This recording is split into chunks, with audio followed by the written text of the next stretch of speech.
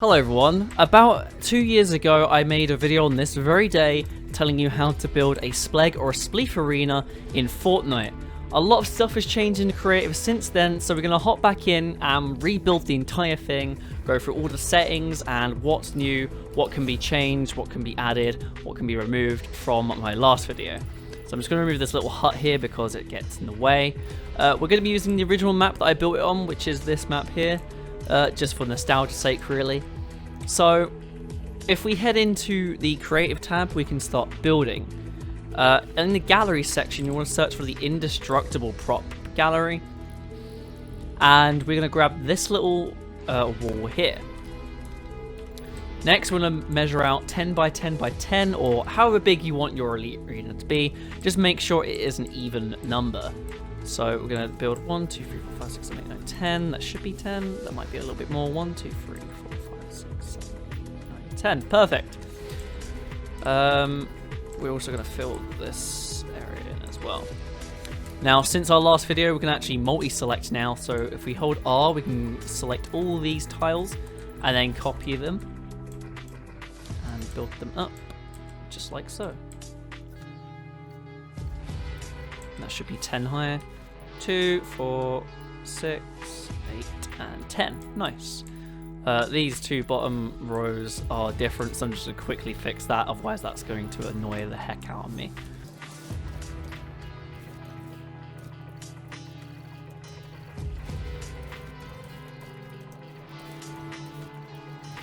Okay, once we've done that, we're going to just copy this wall 4 times. Luckily, the multi-select limit is just enough so that we can copy this entire wall and paste it somewhere else. So we're going to add all this to our selection, copy, and then we're just going to paste the wall next to here. I'm going to spin around, do the same. It's going to be a little bit tricky to line up, but I think that's it there. And then we're going to go around to this side and do the same thing there. So that should be all good. Yep, that looks fine to me. Now we can actually go in and start making the flooring. So the flooring, last time we used wood, stone and metal. We're going to do the same thing. Obviously you can do a lot of different things. It's completely up to you. So I'm going to build a line of wood. And again, we're just going to multi-select it. And copy it. And we're just going to copy it over until the whole arena is filled. So there you go. It is now all wood on the top. I'm going to phase through. We're actually going to do the bottom layer next. So the bottom layer is metal. And we're going to build one up from the bottom. I'm not sure what's going on with the shadows. It look really weird. So we're heading to our build mode again, select the flooring, and we're going to build some metal. And again, we just select all of it. Oh, don't select the wall. And we're going to copy and just build along like so.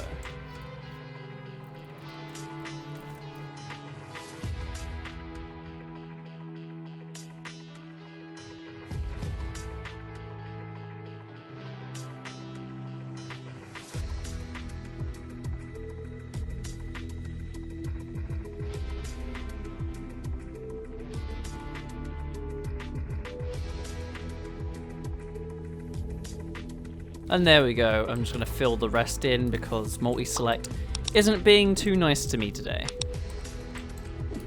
Then about around this level here.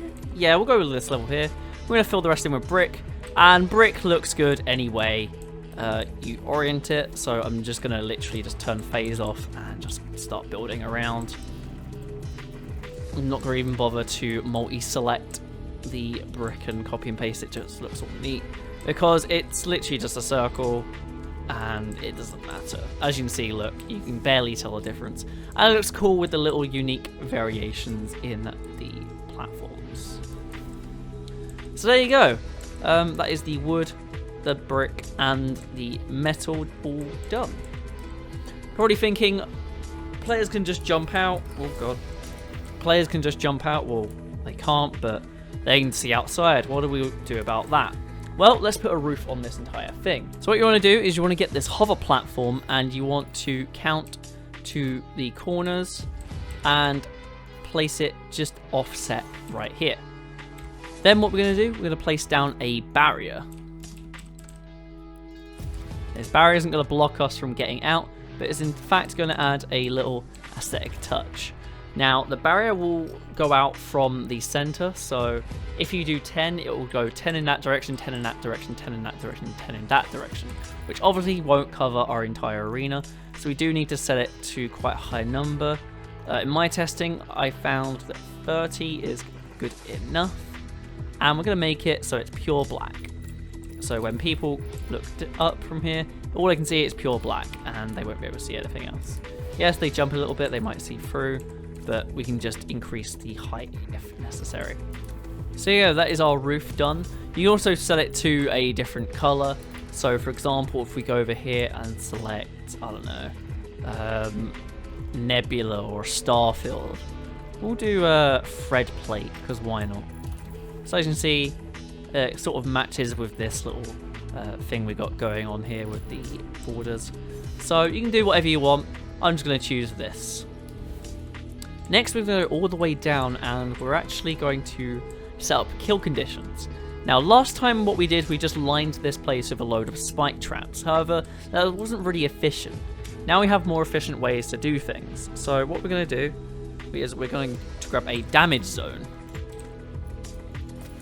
Now, a damage zone's pretty cool.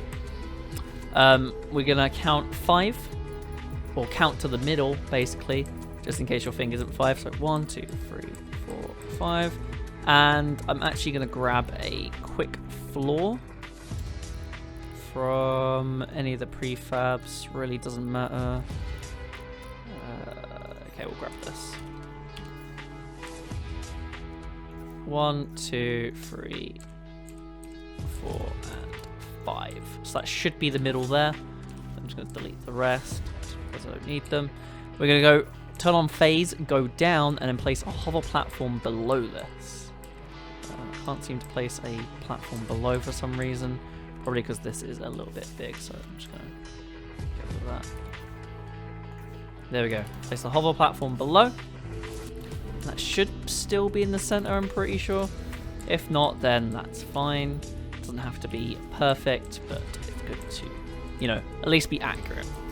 We're going to place down a damage zone here, and we want to make it so the zone width and the zone depth match like that.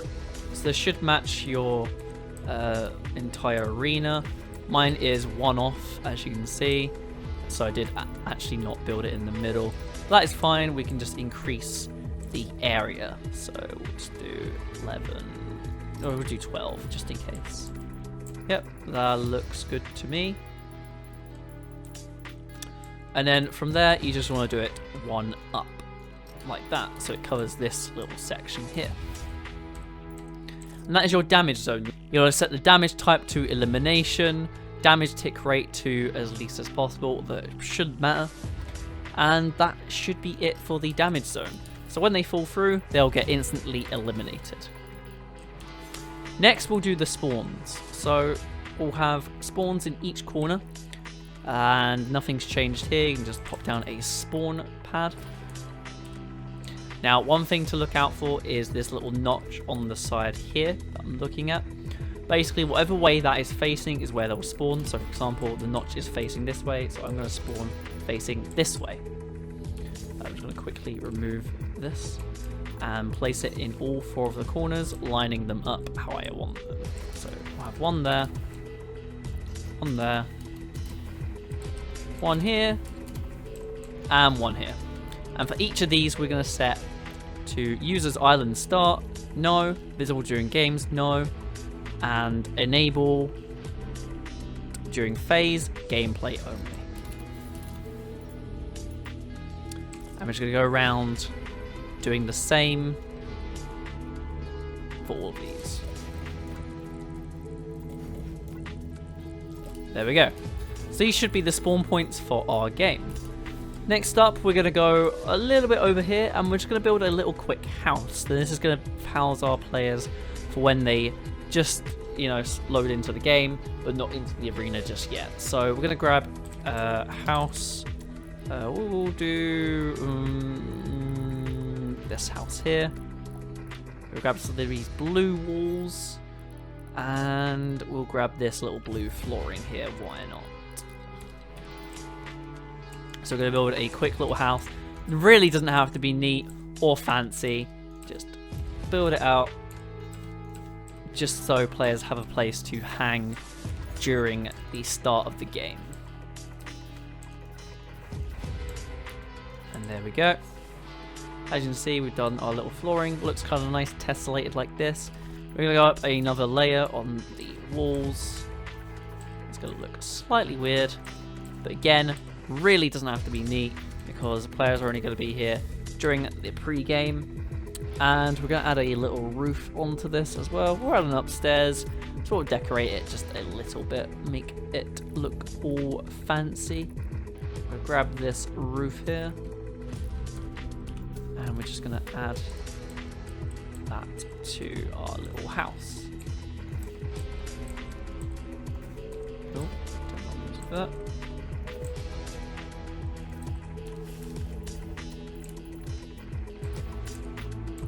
And then if there's any corner pieces, we can add those on, which it doesn't look like there is.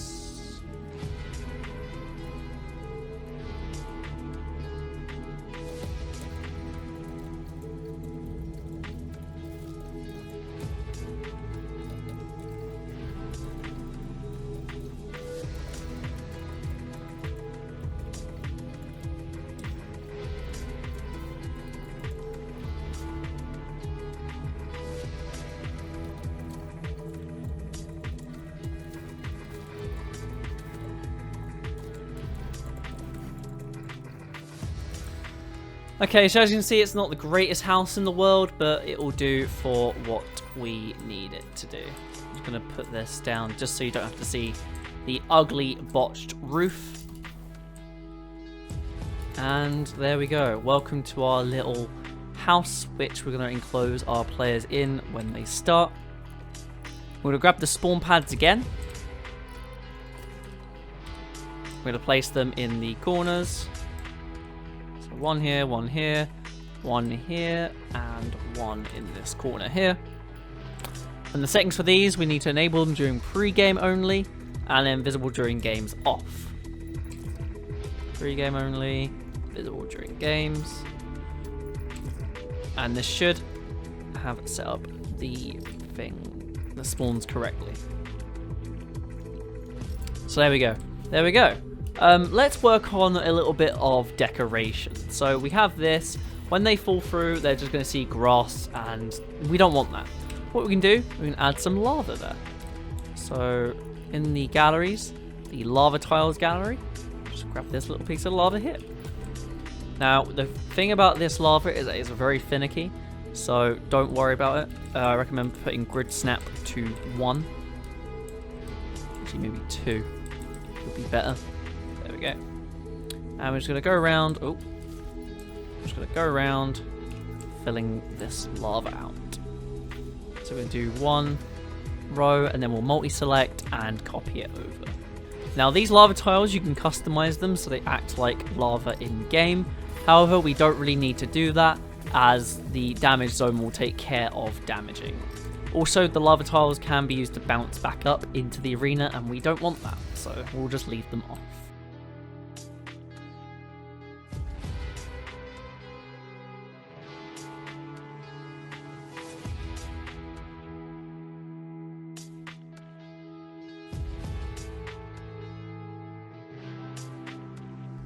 And there we go. Our entire lava pit is now complete. I think that's pretty much it for our little game. Let's go over all the settings that we're going to be using before we end off. So if we go into our island settings, head over to game. The stuff that you need to change are teams. Set that to free for all. Team size is going to be 1. Default class identifier 1. Spawn limit set that to 1 as well. Total rounds you can set to how many rounds you would like to play. I'm just going to do 1. End game or match point win, you might as well turn that on. Time limit, it depends how long the game's going to be going on for.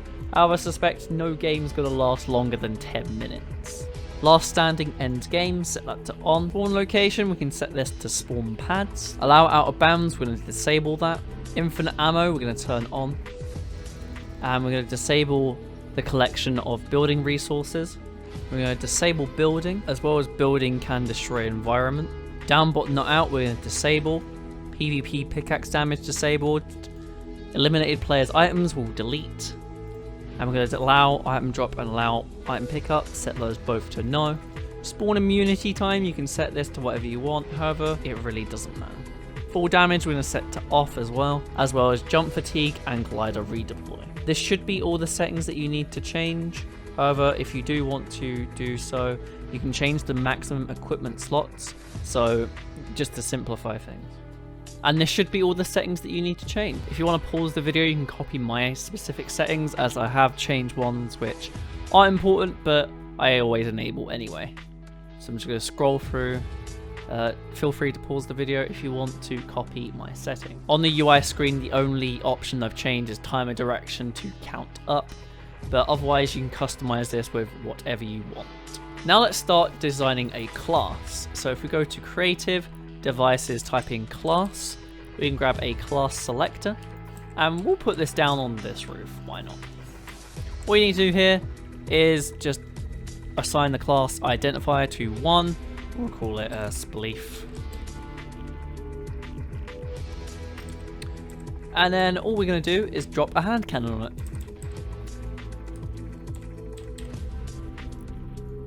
Just like that. So let's start the game and see how it all plays out. So as you can see, we're in game, we have our pickaxe, and we have our hand cannon, which will do damage to structures. Of course, you can do any other weapon that's not a hand cannon, and when we fall through, we get eliminated. And there we go. Let's just say I win because obviously I'm the last person standing, because I am the only person standing. So that's pretty much it for my spleef/splegg tutorial on Fortnite. If you want to download this map as a little template example, I'll pop the code on screen. The code will also be in the description if you want, and you can also load it up and, you know, play this map as well as creating your own. So that's pretty much it. Thank you guys for watching, and I'll see you guys next time with some more Fortnite tutorials maybe. If you want to see more creative tutorials, let me know. I actually do really enjoy building stuff in creative, and yeah, I have a lot of ideas on the table. So anyway, thank you again for watching, and goodbye.